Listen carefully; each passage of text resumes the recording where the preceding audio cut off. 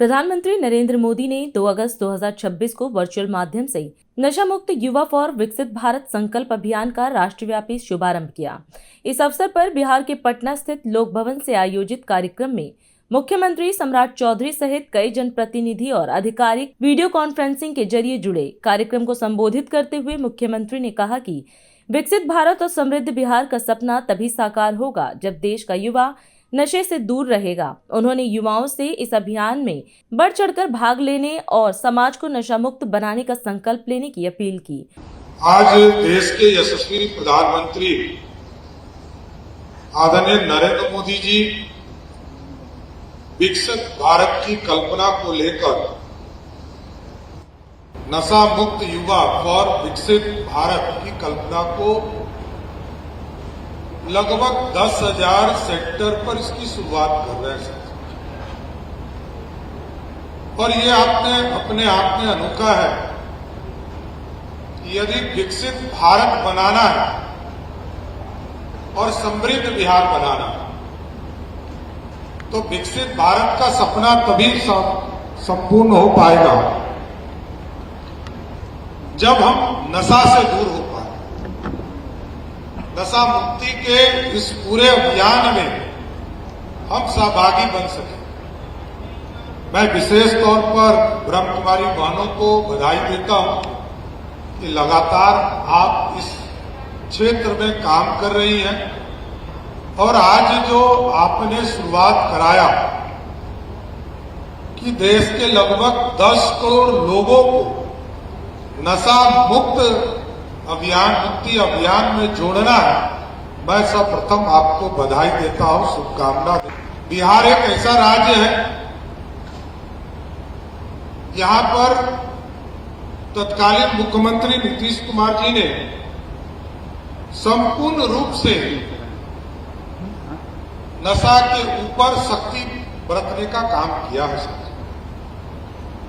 2016 में मेरी आर्थिक स्थिति बिहार की ठीक नहीं थी, तब भी पूर्ण रूप से शराबबंदी करने का काम तत्कालीन मुख्यमंत्री नीतीश कुमार जी ने किया और आज लगभग 10 वर्ष हो चुके। आज बिहार की समृद्धि का प्रतीक ये बनता जा रहा है, लेकिन इससे बढ़कर काम करने पड़ेंगे। अपराधी अपराध तो करते, मैं ये नहीं कह सकता हूं कि आज नशा बिहार में लोग नहीं करते, लेकिन जन जागरण अभियान